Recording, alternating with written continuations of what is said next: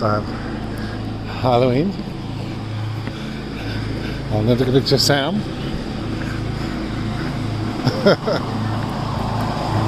Hey baby. I can't hear you. Hey baby. Hi, Daddy. What's up? Nothing. I said something for your daddy, bullet. Sing.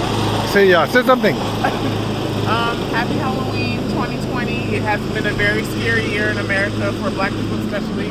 So you know this Halloween is actually frightening. Okay. But what do you think about the elections coming up?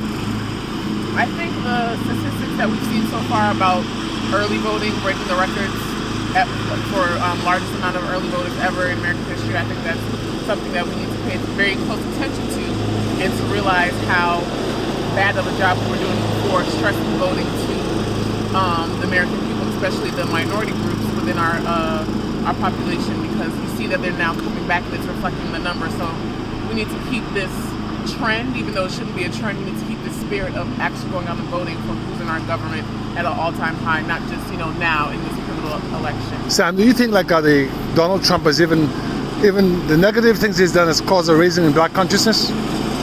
Yes, I think people realize how much this country lets go on the fly, because they feel like no one is going to actually, speak out in large enough numbers. But we've shown that because of this presidency and the lack of empathy that his government has shown, especially to the minority groups in this country, we need to never let down our guard and always be vigilant, because that's just the world we live in. Some people are forgotten and some people are marginalized, and there are people that think that's okay, and it's not. And Sam, do you think it's like in the spirit of Abraham Lincoln and John Brown and Harriet Tubman and Sojourner Truth and Frederick Douglass that Black and white unite, and Hispanic, Asian, all of us unite in an anti-fascist front?